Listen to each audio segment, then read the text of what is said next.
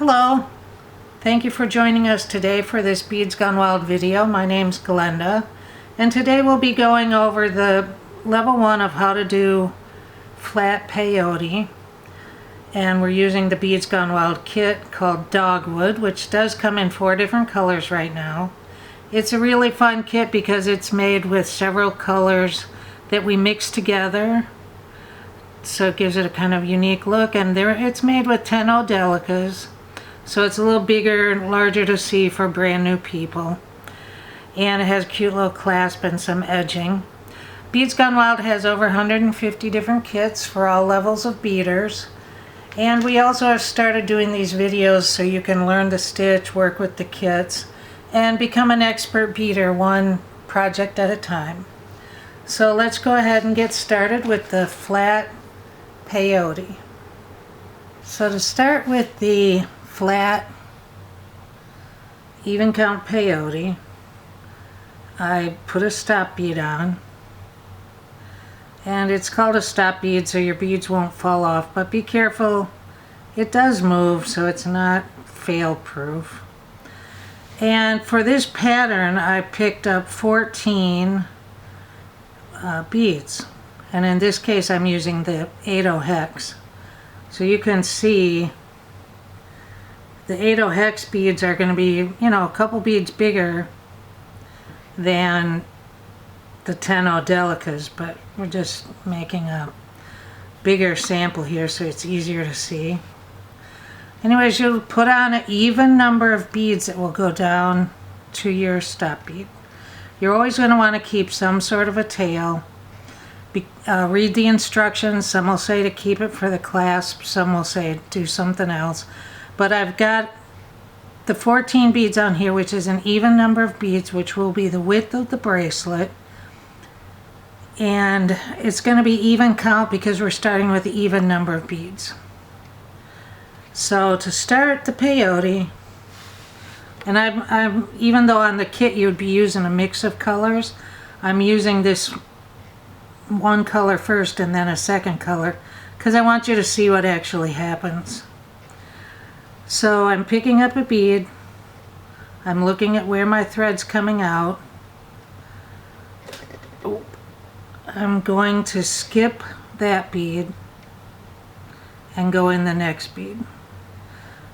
Always hold on to the beads you're coming through. Took a lot of thread. And if you pull the working thread and the tail thread, they should sit together like this. When you loosen it, it'll probably loosen up. These ones over here are a little loose, it's okay. We're going to pick up a bead, look at where we're coming out, skip a bead, go through the next bead. Now a lot of people try to do this working on the table. I don't like to do that because you really can't get good tension. So if you notice, after each time I put on a bead, I'm pulling the working thread and I'm pulling the tail thread, and I get them situated, then I hold on to them. I'm going to pick up a bead,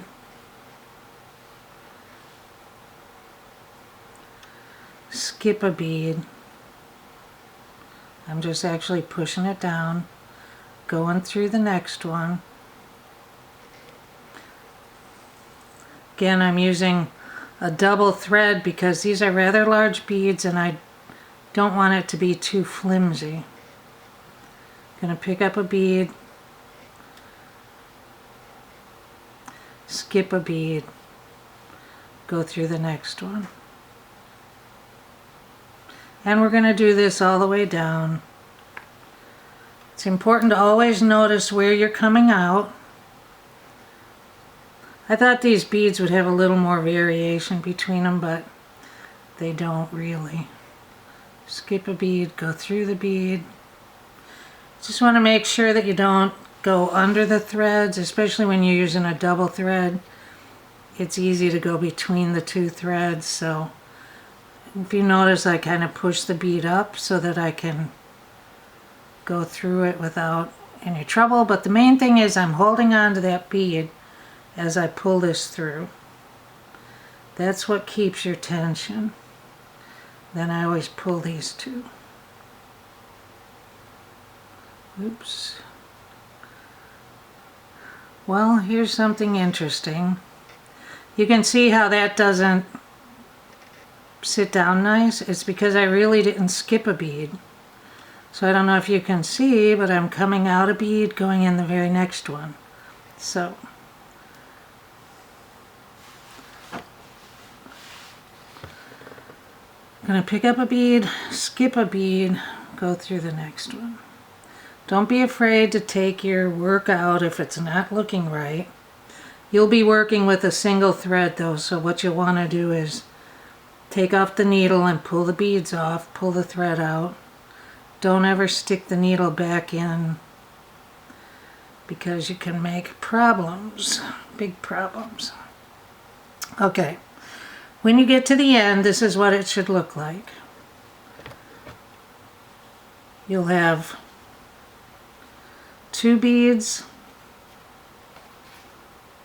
1 bead, 2 beads, 1 bead, 2 beads, 1. Now mine is staying pretty well together, probably because it's the hex beads. Some might pull apart, but that's what we want it to look like. Okay? So what we need to talk about now is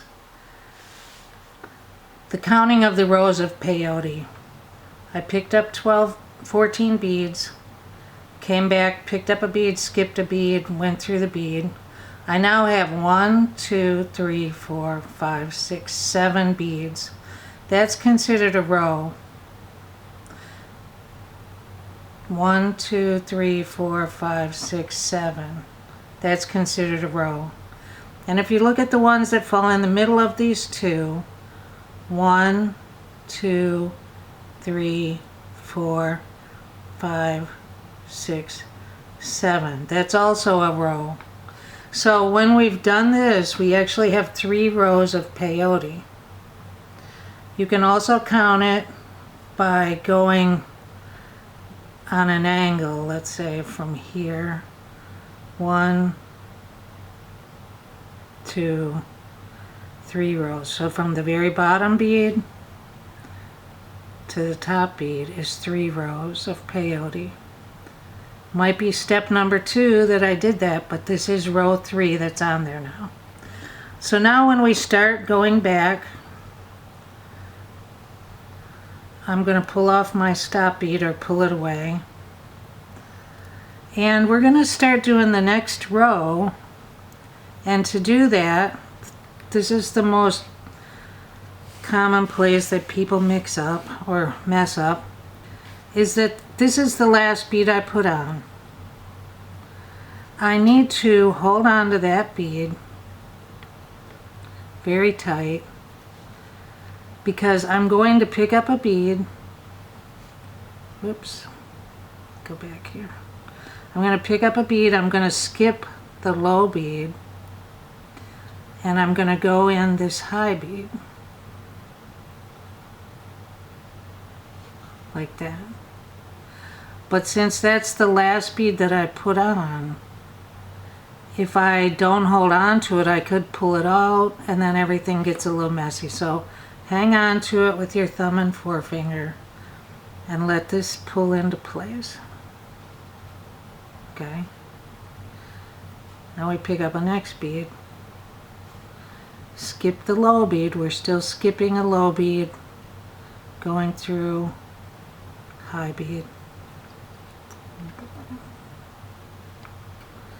And as I go across the row, it starts getting more and more secure, so I don't have to be so worried about holding it in place. But it's always a good idea to hold on to the beads you're going through. So I'm picking up a bead, skipping a low bead, going through. And we're going to just continue this across. I'm kind of picking up the beads randomly now.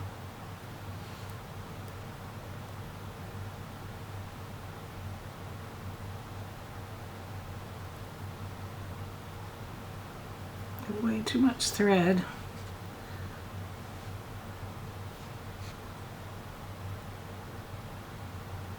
So it doesn't matter if you're right-handed or left-handed, if you're going towards yourself, away from yourself, whatever you want to do.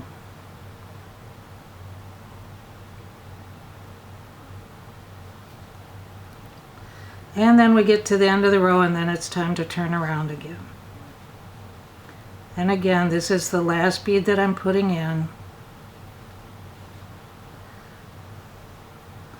It's going to be the first bead that this is the last one I put on, so it's going to be the first one I go into when I turn around. So I want to be careful to make sure that's tight in there. This is another place where people can get mixed up. Sometimes they're coming out of this hole and they're going to flip around and go through, you know, on this side. You want to work on the side that's closest to where your thread's exiting. Pick up a bead, hold the last one in place, go through. Okay?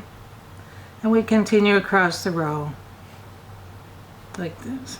Gets a little easier as time goes. But at any rate, we'll always be putting on 7 beads each way. And we're going to do this till we get the length of our bracelet that we want. Okay?